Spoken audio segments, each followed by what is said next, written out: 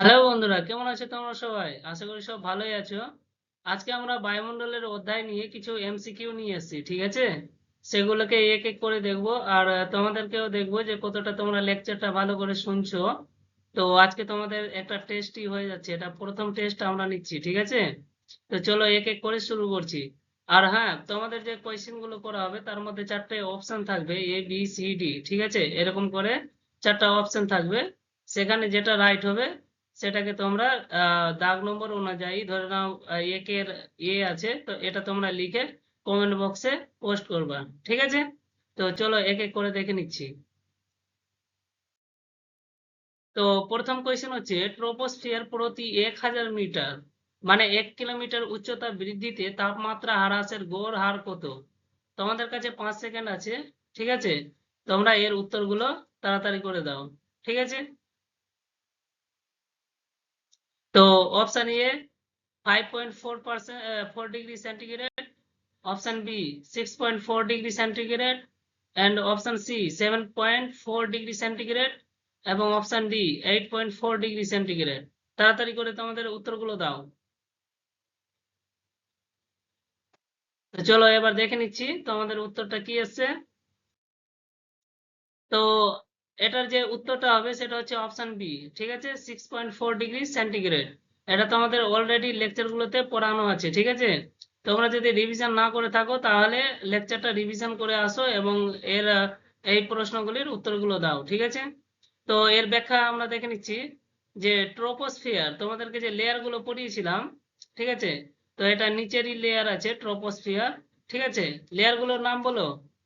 তো ট্রোপোস্ফিয়ারের উচ্চতা বৃদ্ধির সাথে সাথে বায়ুর ঘনত্ব ও তাপ ধরে রাখার ক্ষমতা কমে যায়, ঠিক আছে?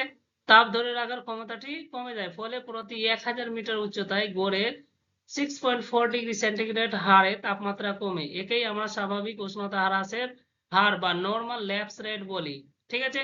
এটা আমরা বুঝিয়েছিলাম যে যেরকম ধরে নাও নিচে থেকে এটা আমাদের ভূপৃষ্ঠ হয়ে গেল, তো ভূপৃষ্ঠ থেকে যতটি তুমি উপরে যাবা, ঠিক আছে, ধরে নাও 1000 মিটার উপরে আসলা, তো কতটা মানে টেম্পারেচার লো হবে? তো 6.4 ডিগ্রি, ঠিক আছে, 6.4 ডিগ্রি সেন্টিগ্রেড। এগুলো ভালো করে বোঝানো আছে, তোমরা সেখানেও দেখতে পারো লেকচার গুলোতে, ঠিক আছে?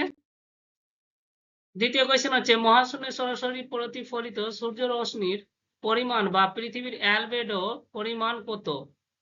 কত আছে বলো? আমরা তোমাদেরকে যখন পড়াচ্ছিলাম যে এটা ধরে নাও সান আছে, তো সান কতটা মানে যে অ্যালবিডোর মাধ্যমে কতটা যে সূর্যের যে তাপমাত্রা আছে সেটাকে মানে রিলিজ করে দেয়, ঠিক আছে? ভূপৃষ্ঠে আসতেই দেই না, এটা আমাদের ভূপৃষ্ঠ হয়ে গেল। তো কতটা ছিল? Option A 34%, option B 48%, option C 66%, option D 18%। তাহলে বলো উত্তরটা কি হবে?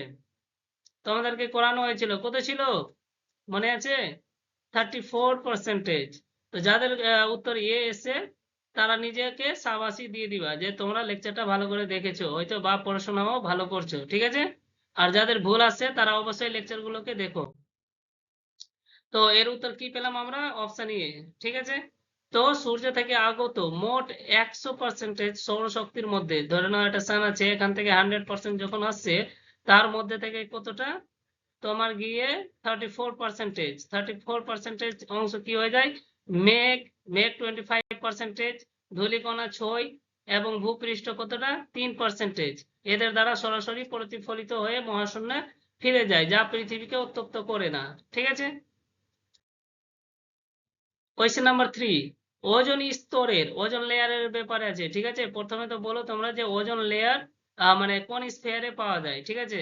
যেরকম ট্রোপোস্ফিয়ার, মেসোস্ফিয়ার, এগুলো যে তোমাদের যে 5টা স্ফিয়ার গুলো পড়িয়েছিলাম, তো কোন স্তরে মানে কোন স্তরে আসে সেটা তোমরা অবশ্যই জানাবে, ঠিক আছে?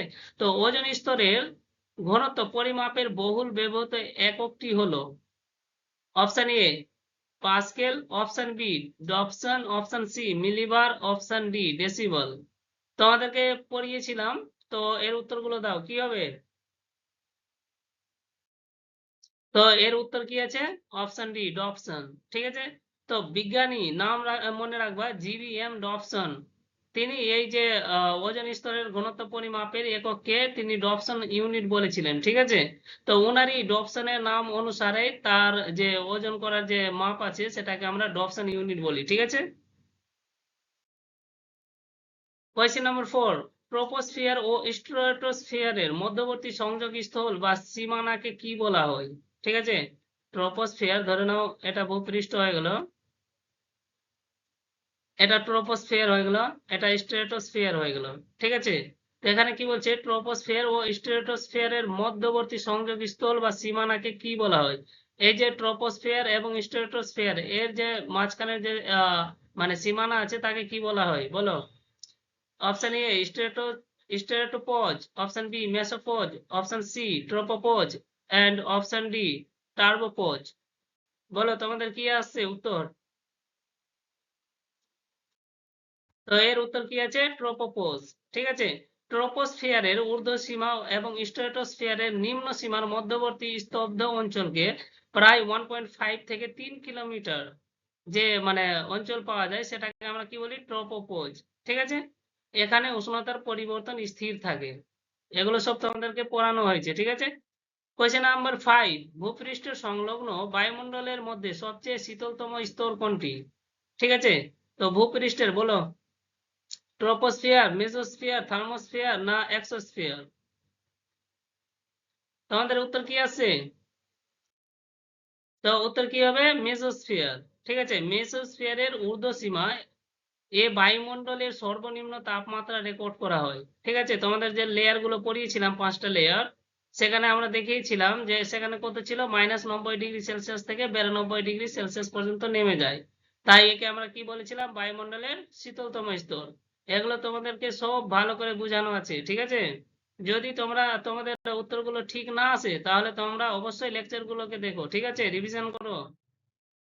বেতার তরঙ্গ বায়ুমণ্ডলের কোন স্তর থেকে প্রতিফলিত হয়ে পৃথিবীতে ফিরে আসে? ঠিক আছে, তোমাদের এক্সাম্পল দিয়েছিলাম কিসের? ডিটিএইচ এর দিয়েছিলাম না, ডিটিএইচ। কোনো বাড়িতে ধরে নাও ডিটিএইচ লাগানো আছে, এখান থেকে সিগন্যাল যায় মহাকাশে, তো ওটা কোন স্তর থেকে রিটার্ন আসে? এখান থেকে আমরা সিগন্যাল পাঠাই এবং এখান থেকে উপর থেকে সিগন্যাল আবার ডিটিএইচ পাই এবং আমরা কি দেখতে পাই? টিভি দেখতে পাই, ঠিক আছে। তো এটা কোন স্তরে হচ্ছে? অপশন এ আয়নোস্ফিয়ার বা thermosphere, option B stratosphere, option C mesosphere না অপশন ডি এক্সোস্ফিয়ার? কি হবে উত্তর বলো?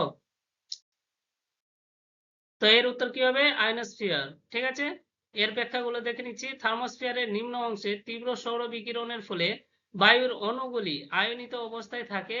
এই বিদ্যুৎ আহিত আয়ন স্তরে বাধা পেয়ে পৃথিবী থেকে প্রেরিত বেতার তরঙ্গ পুনরায় ফিরে আসে, ঠিক আছে। Next question, question number 7, ozone স্তর প্রধানত বায়ুমণ্ডলের কোন স্তরে অবস্থান করে? এই কোয়েশ্চেনটা তোমাদেরকে পিছনেও জিজ্ঞেস করেছিলাম, ঠিক আছে। তো বলো কোথায় পাওয়া যায়? ট্রপোস্ফিয়ারে, স্ট্র্যাটোস্ফিয়ারে, মেসোস্ফিয়ারে না ম্যাগনেটোস্ফিয়ারে? বলো। তো এর উত্তর কি হবে? অপশন বি স্ট্র্যাটোস্ফিয়ার, ঠিক আছে। তো এটা কোথায় থাকে? প্রায় 15 থেকে 30 কিলোমিটার উচ্চতার মধ্যেই থাকে, ঠিক আছে।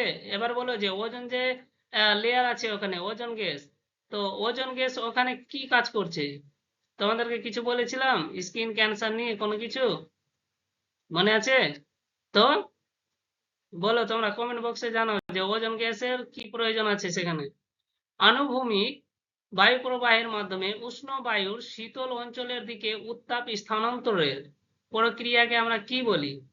যে বায়ু প্রবাহের মাধ্যমে উষ্ণ বায়ুর শীতল অঞ্চলের দিকে যে উত্তাপগুলো স্থানান্তরিত হয়, ঠিক আছে। উষ্ণ বায়ুগুলো তোমাদেরকে পড়িয়েছিলাম, যেটা 0 ডিগ্রি আছে নিরক্ষরেখা, এবং এটা ছিল 23.5 ডিগ্রি কর্কট ক্রান্তি রেখা, 23.5 ডিগ্রি উত্তর কর্কট ক্রান্তি রেখা এবং 23.5 ডিগ্রি দক্ষিণ কি ছিল? মকর ক্রান্তি রেখা, ঠিক আছে। আর এটা কি ছিল? উত্তর মেরু, এবং এটা কি ছিল? দক্ষিণ মেরু, ঠিক আছে। তো বলো যে এখান থেকে যে বায়ুগুলো শীতল বায়ু অঞ্চলে যে উত্তাপগুলো স্থানান্তরিত হয় সেই প্রক্রিয়াকে আমরা কি বলি? বিকিরণ, অপশন এ বিকিরণ, অপশন বি পরিবহন, অপশন সি পরিচালন, অপশন ডি অ্যাডভেকশন। কি বলা হয় বলো? কি করছে এখান থেকে? স্থানান্তরিত হচ্ছে, তো স্থানান্তরিত মানে এক জায়গা থেকে অন্য জায়গায় যাচ্ছে, তাহলে সেটাকে আমরা কি বলবো? কি বলবো? অ্যাডভ্যাকশন। ঠিক আছে? তো ভূপৃষ্ঠে সমান্তরাল আনুভূমিক ভাবে বায়ু প্রবাহের মাধ্যমে যে তাপ স্থানান্তর ঘটে তাকে আমরা কি বলি? অ্যাডভ্যাকশন। ঠিক আছে? এর ফলে গ্রীষ্মকালে উত্তর ভারতে লু প্রভাবিত হলে তাপমাত্রা দ্রুত বেড়ে যায়। কোয়েশ্চেন নাম্বার 9, ওজোন স্তর ক্ষয়কারী গ্যাসের যেমন সিএফসি ব্যবহার কমানোর উদ্দেশ্যে কোন আন্তর্জাতিক চুক্তি স্বাক্ষরিত হয়? তোমাদেরকে পড়িয়েছিলাম, কি হবে? কিয়োটো প্রোটোকল ছিল।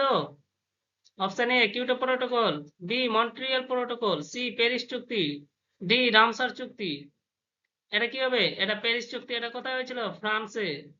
এটা রামসার, এটা ইরান। ঠিক আছে? এটা ওয়েটল্যান্ডের ব্যাপারে হয়েছিল, ওয়েটল্যান্ড মনে রাখবা। ঠিক আছে? ওয়েটল্যান্ডের ব্যাপারে ছিল। এটা প্যারিস চুক্তি, এটাও হবে না। কিয়োটো প্রোটোকল, এটাও হবে না। তাহলে কি হবে অপশন আমাদের? মন্ট্রিয়াল প্রোটোকল, তোমাদেরকে পড়িয়েছিলাম, কানাডা। মনে আছে? তো এর উত্তর কি হবে? Option B Montreal protocol. 1987 সালে কানাডার মন্ট্রিয়াল শহরে বিশ্বের বিভিন্ন দেশের উপস্থিতিতে ওজোন স্তর বিনাশকারী সিএফসি এবং অন্যান্য ক্ষতিকারক রাসায়নিক গ্যাসের উৎপাদন ও ব্যবহার নিয়ন্ত্রণের জন্য মন্ট্রিয়াল প্রোটোকল স্বাক্ষরিত হয়েছিল।